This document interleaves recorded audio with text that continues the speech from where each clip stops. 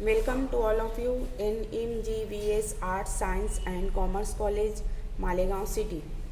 Today our presentation depends upon the chapter Pauline's Valence Bond Theory Part 2, which is related to paper 2 in Organic Chemistry Semester 3. इसमें हमने part first में हमने कुछ introductive part देखा था, उसको थोड़ा सा हम रिवाइज कर लेते हैं क्योंकि उसका आगे हमको आने वाला है। जैसे कि हमने इंट्रोडक्शन में हमने देखा था कि ज़्यादा इसके ऊपर फोकस किया गया था, किसके ऊपर, वैलेंस बॉन्ड थ्योरी पर, जिसको हम शॉर्ट में कहते हैं VBT, valence bond theory, which is also called as VBT, valence bond theory.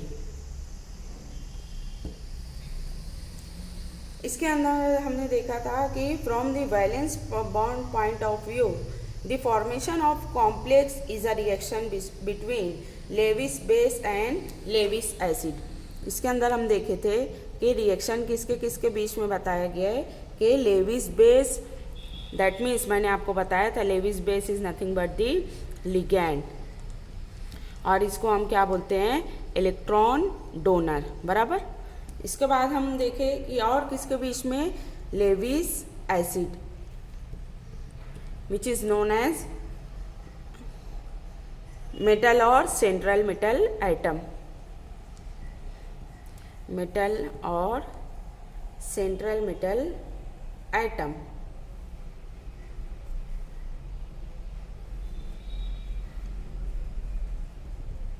central metal atom, or maybe say that central metal ion, बराबर, with the formation of coordinate bond between ligand and metal। इनकी वजह से क्या बनता है कि coordinate bond बनता है। मैंने बताया कि coordinate bond कैसे बनता है, due to the presence of ligand and central metal atom. Ligand इसमें क्या करता है, अपने इलेक्ट्रॉन को डोनेट करता है, तो according to Lewis it is said to be Lewis base. जबकि मेटल और सेंट्रल मेटल एटम और आयन क्या करता है, इलेक्ट्रॉन को एक्सेप्ट करता है, तो according to Lewis theory it is called as Lewis acid. उसके बाद हम देखे थे कि ये क्या देता है, कि ये एक आइडिया देता है, कौन सी, कि pairing of electrons with each pair of electron linking just 2 nuclei resulting into the formation of covalent bond. Covalent bond मैंने आपको फर्स्ट पार्ट में बहुत ही डिटेल से समझाया है। किसकी आइडिया देता है, पेयरिंग ऑफ इलेक्ट्रॉन, बराबर।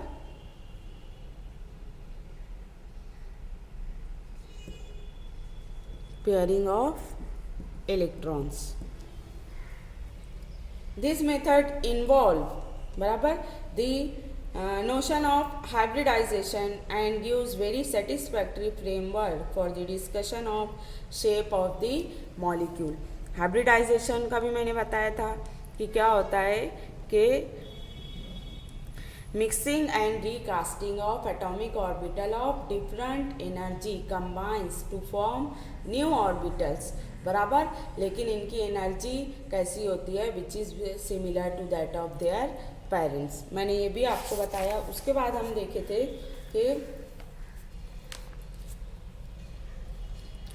कुछ कंसेप्ट देखे थे हाइब्रिडाइजेशन का, जैसा कि इसमें बताया गया था कि according to earlier theory atoms form covalent bond only when they have unpaired electron, बराबर। अर्लियर थ्योरी के बेस पर क्या था कि जो एटम है वो कोवैलेंट बॉन्ड फॉर्म कर रहा है, किसके बेसिस पर, अनपेयर्ड इलेक्ट्रॉन, बराबर, unpaired electron in their atomic orbitals. If this is so, beryllium cannot form any bond, that means 1s2 2s2। मैंने आपको इसका भी एक्सप्लेनेशन अच्छे से दिया है। इसके बाद का हमारा जो अब टॉपिक रहेगा, इसके बाद हम देखे थे कि common types of hybridization and their geometry and their geometrical shape, ये भी हम देखे थे। अब हमारा जो नया पॉइंट है आज का वो हम देखेंगे, जैसा कि aspects of valence bond theory. aspects of valence bond theory। बराबर। इसमें हम पहला एस्पेक्ट देखेंगे कि क्या है कि Pauling's on the basis of nature the valence orbitals and hybridisation involve explain the possible bonding and shape of the molecule in the complex. The most important aspect of valence bond theory are as follows. First aspect है electron structure और configuration of central metal atom. Electron structure और configuration of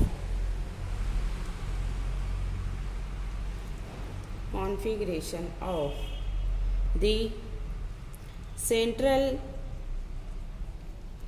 metal atom और ion in ground state and excited state।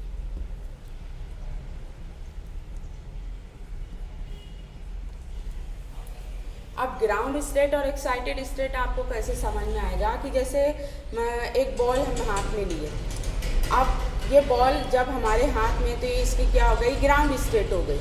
अब इसको हम कुछ force कुछ energy लगाकर हम इसको क्या करते हैं, हवा में उछालते हैं। जैसे ही हम इसको उछालते हैं ये क्या होगा कि जब तक कि हमारी लगाई हुई जो एनर्जी है वो ज़ीरो नहीं हो जाती तब तक कि वो ऊपर जाते रहेगा। ऐसा नहीं है कि वो ऊपर जाते ही रहेगा, एक वक्त ऐसा आएगा कि हमारे ज़रिए से जो लगाई गई एनर्जी है वो क्या हो जाएगी, उसके पास ज़ीरो हो जाएगी, वेलोसिटी ज़ीरो हो जाएगी। तो ये क्या हो जाएगा, वापस आएगा। तो जहाँ पर इसकी वेलोसिटी ज़ीरो होगी वो कुछ सेकंड के लिए विदिन ए सेकंड ये वहाँ पे ठहरता है और वापस आता है। तो ये वो जहाँ पर ठहरेगा वो उसकी क्या होगी, एक्साइटेड स्टेट होगी। और जब हम उसको हाथ में पकड़े हुए रहेंगे तो उसका क्या रहेगा, ग्राउंड स्टेट रहेगी। Then next, combining and mixing of atomic orbital to form new equivalent hybrid orbital. जाहिर सी बात है जब हम कंबाइन करेंगे एटॉमिक ऑर्बिटल को तो ये कंबाइन होने के बाद हमको क्या देगा, new equivalent hybrid orbital. Hybridization का कंसेप्ट तो मैंने यही बताया था। फिर उसके बाद थर्ड एस्पेक्ट है interaction of hybrid orbital with ligand orbitals to form bond. जब इंटरैक्शन होगा हाइब्रिड ऑर्बिटल और हाइब्रिड ऑर्बिटल्स और लिगैंड, तो ये क्या बनाएंगे, बॉन्ड। बराबर। नेक्स्ट एस्पेक्ट देखेंगे हम, फोर्थ वन,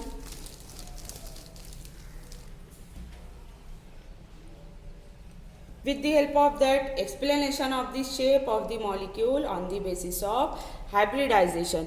हाइब्रिडाइजेशन की बेस पर हम क्या बताएंगे, इसका shape of the molecule. Shape of the molecule से हमको क्या पता चल जाएगा, that means geometry of the given molecule, that means shape of the molecule.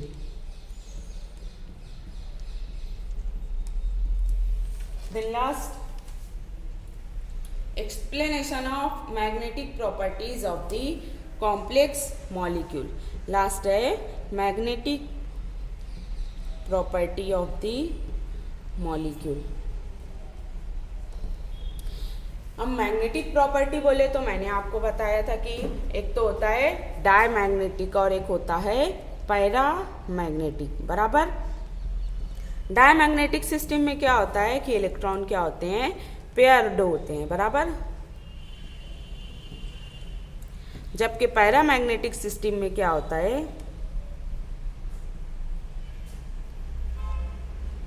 Electrons क्या होते हैं, अनपेयर्ड होते हैं। बराबर। देन नेक्स्ट पॉइंट हम देखेंगे assumption of valence bond theory.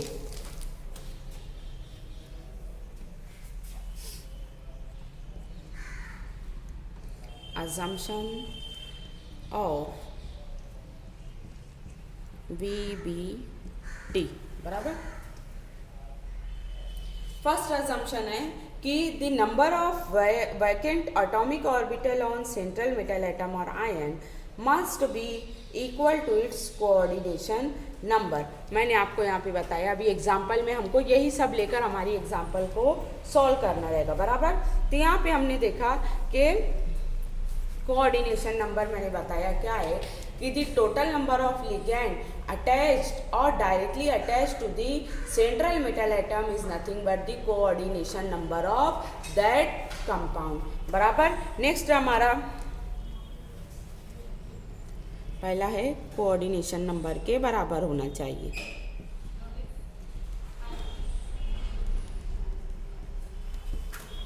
Then next, a donor group ligand should have at least one sigma type of atomic orbital containing one lone pair of electron।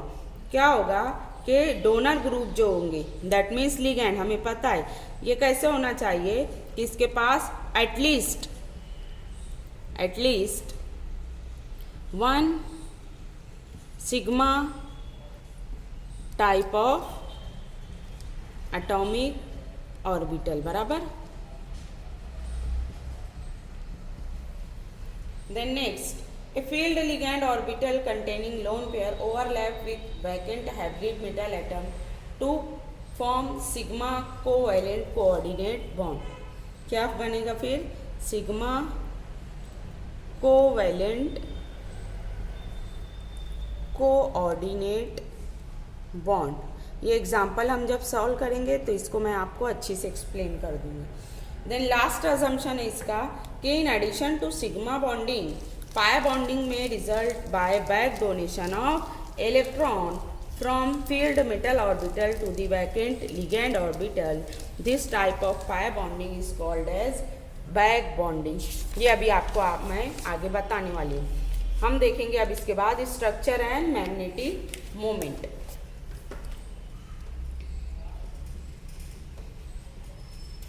Structure and magnetic moment.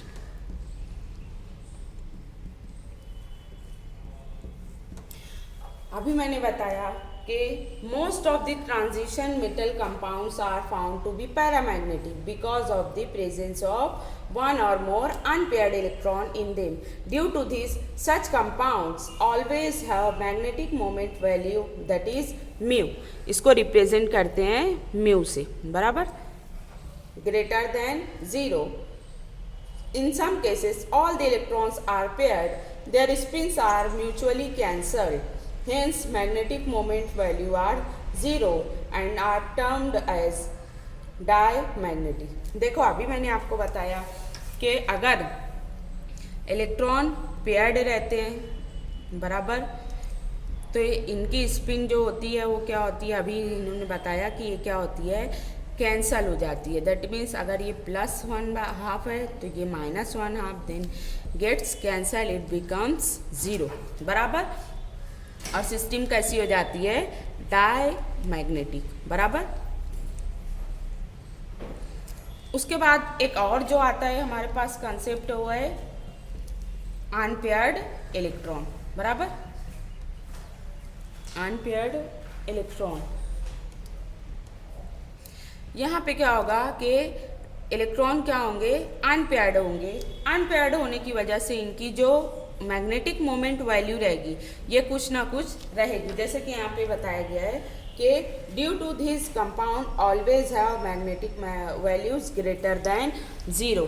That means mu क्या रहेगा, always greater than 0। 0 से क्या रहेगा, ये ज़्यादा रहेगा। और ये सिस्टम क्या कहलाती है, पैरामैग्नेटिक सिस्टम बराबर। इसके लिए इसको मैग्नेटिक मोमेंट को फाइंड आउट करने के लिए हमारे पास एक फॉर्मूला है। वो फॉर्मूला क्या है कि magnetic moment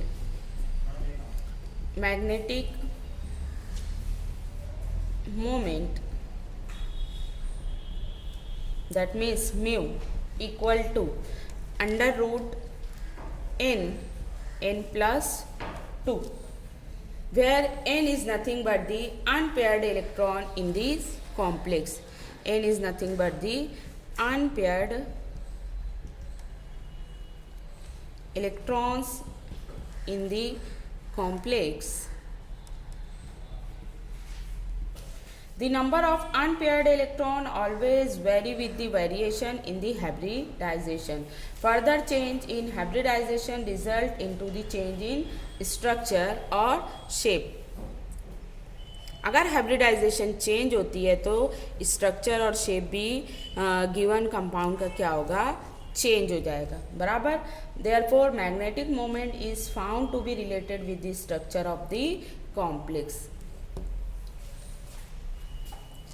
then next point हमारा valence bond representation of complexes. Valence bond representation of complex.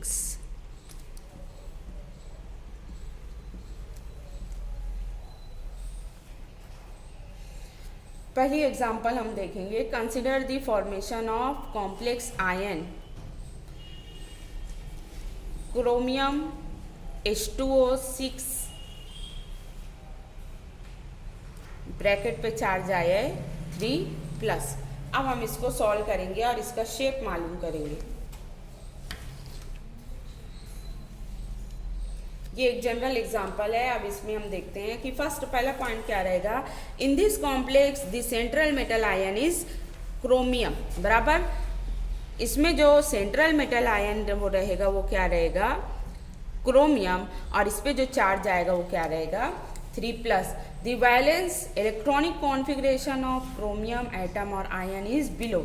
Valence electronic configuration अगर हम इसकी देखते हैं तो क्रोमियम का एटॉमिक नंबर कितना है, 24, बराबर. और इसकी लास्ट इलेक्ट्रॉनिक वैलेंस कॉन्फ़िगरेशन अगर हम देखते हैं तो ये क्या आती है, 4s1 3d5, बराबर. एंड क्रोमियम 3+ की क्या हो जाएगी, फिर ये रोमन में हम लिखते हैं इसको, ये क्या हो जाएगा, जो ब्रैकेट पे 3+ चार्ज है वही क्या होता है, सेंट्रल मेटल एटम पर होता है. ये मैंने आपको आइडिया बताई थी कि जो चार्ज ब्रैकेट के बाहर जो चार्ज आएगा वही चार्ज सेंट्रल मेटल एटम पर भी आएगा. तो यहाँ पर हम देखेंगे कि क्रोमियम जब अपने 3 इलेक्ट्रॉन को लॉस करता है तो वैलेंस इलेक्ट्रॉनिक कॉन्फ़िगरेशन में क्या क्या चेंजेस आते हैं. दैट मीन्स 4s0 3d3, बराबर. एक इलेक्ट्रॉन इसका जाएगा और 2 इलेक्ट्रॉन इसके जाएंगे. तो जो वैलेंस इलेक्ट्रॉनिक कॉन्फ़िगरेशन आएगी वो क्या हो जाएगी, 4s0 3d3. There are 6 H2O ligand surrounding the central metal atom, बराबर. H2O6. Total number of ligand यहाँ पे कितने हमारे पास, 6. वो क्या है, directly attach to the central metal atom. Hence it require 6 vacant orbital which are already present as shown below. यानी कि मैंने अभी आपको बताया कि हम अजम्पशन में इसमें देखें कि सेंट्रल मेटल एटम के पास उतने ही नंबर में क्या रहना चाहिए, वैकेंट ऑर्बिटल रहना चाहिए जितने नंबर में इसके पास लिगेंड है, बराबर. तो अभी यहाँ पे हमारे पास लिगेंड कितने हैं, 6 है. तो इतने ही नंबर में सेंट्रल मेटल एटम के पास वैकेंट ऑर्बिटल भी होना चाहिए. तो यहाँ पे अब हम देखते हैं कि electronic configuration of chromium, electronic configuration of chromium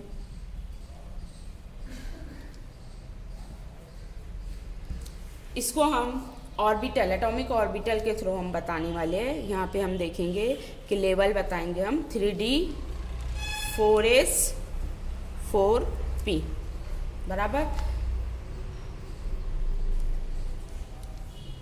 D में कितने होते हैं, 5, 1 2 3 4 5. एस के लिए 1, पी के लिए 3, बराबर. अब यहाँ पे डी में कितने हमारे पास, 3 है, 1 2 3. 4s0 4p is also zero. तो यहाँ पे हमारी जो हाइब्रिडाइजेशन आएगी वो क्या हो जाएगी, यानी डी के कितने हमारे बच्चे, डी 2, 4s का 1, तो यहाँ पे s बराबर, p के 3, तो यहाँ पे क्या हो जाएगा p3। यानी कि जो हमारी हाइब्रिडाइजेशन आई है वो क्या आई है, d2 sp3 हाइब्रिडाइजेशन। हाइब्रिडाइजेशन। अब जो 6 लिगेंड है वो इसके अंदर क्या होंगे, फिल अप होंगे। जब फिल होंगे तो ये कैसे हो जाएगा, 6 है वाटर, 6 है लिगेंड 6, एक लिगेंड कितने इलेक्ट्रॉन डोनेट करता है, 2, तो ऐसे 6 लिगेंड हमको कितने डोनेट करेंगे इलेक्ट्रॉन, दैट मीन्स 12 बराबर, डबल हो जाता है। तो यहाँ पे हम इलेक्ट्रॉन को फिल करते हैं बराबर, 1 2 3 4 5 6। तो इन कॉम्प्लेक्स, वापस से हम इसको कैसे बताएंगे कि in complex chromium H2O6 3+, that means ये 3 सेंट्रल मेटल एटम की निकल गए बराबर 3D के, और बाकी ये क्या हो जाएंगे, एक साथ ज्वाइंट हो जाएंगे। दैट मीन्स 1 2 3 4 5 6, यहाँ पे लिगेंड अटैच्ड बराबर। तो ये जो हाइब्रिडाइजेशन आएगी वो हमारी क्या आएगी, D2 sp3 हाइब्रिडाइजेशन। ऑर्बिटल्स, यहाँ पे जो वन हेडेड एरो का जो यूज़ किया गया है वो क्या बताता है, electrons from metal, electrons from metal, और जो X है वो फ्रॉम लिगेंड बराबर। तो यहाँ पे क्या बताया गया कि from the above representation it is seen that there are 3 unpaired electrons, therefore magnetic moment must be 3.87 Bohr's magneton and the complex is paramagnetic. यहाँ पे हम अब हमारी जो लास्ट स्टेप रहती है वो कौन सी रहती है, मैग्नेटिक मोमेंट हम मालूम करते हैं। तो अभी मैंने आपको बताया कि मैग्नेटिक मोमेंट को मालूम करने के लिए हमारे पास एक फॉर्मूला है बराबर। फॉर्मूला कौन सा है, √n+2 बराबर, where n is nothing but the unpaired number of electron. तो यहाँ पे जो कॉम्प्लेक्स हमको दिया गया क्रोमियम H2O6 3+, इसमें हमने देखा कि नंबर ऑफ अनपेयर्ड इलेक्ट्रॉन कितने थे, 3, therefore n is equal to 3। तो जब हम इसको सॉल्व करेंगे तो ये क्या हो जाएगा, 3, देन 3+2, इसको हम सॉल्व करते हैं, 3 × 5, देन √15, जब हम इसको सॉल्व करते हैं तो ये हमारा आंसर आता है 3.87 BM। BM that means Bohr's magneton is one of the unit and the complex become paramagnetic बराबर।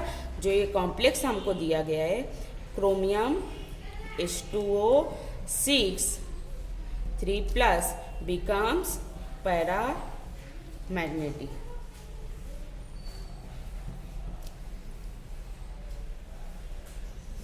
अब यहाँ पे हम लास्ट में कंक्लूजन देंगे कि द सेंट्रल मेटल एटम और ion chromium 3+ has coordination number equal to 6, hence it uses 3D 2 3D 1 4s and 3 4p orbitals. In all, total 6 orbital on it for bonding with 6 H2O ligands. यहाँ पे हम देखें कि जितने number of ligand रहेंगे उतने ही number में क्या होना चाहिए, सेंट्रल मेटल एटम के पास वैकेंट ऑर्बिटल होना चाहिए, क्योंकि जो लिगैंड इलेक्ट्रॉन को डोनेट करेगा वो क्या होगा, सेंट्रल मेटल एटम के वैकेंट ऑर्बिटल में क्या होंगे, ये जाकर फिल अप होंगे। फिर on the basis of that हम कंक्लूजन देंगे कि ये कंपाउंड के अंदर unpaired number of electron present है, तो देयरफॉर इट बिकम्स पैरामैग्नेटिक। और अगर नहीं होते हैं that means electrons are paired, that means overall complex becomes diamagnetic, its magnetic moment becomes zero. बराबर, ये एक एग्जाम्पल हो गई, 5 मार्क्स के लिए ये एग्जाम्पल एग्जाम में पूछी जाती है। अब आगे की एग्जाम्पल हम नेक्स्ट लेक्चर में देखेंगे। Okay, thank you.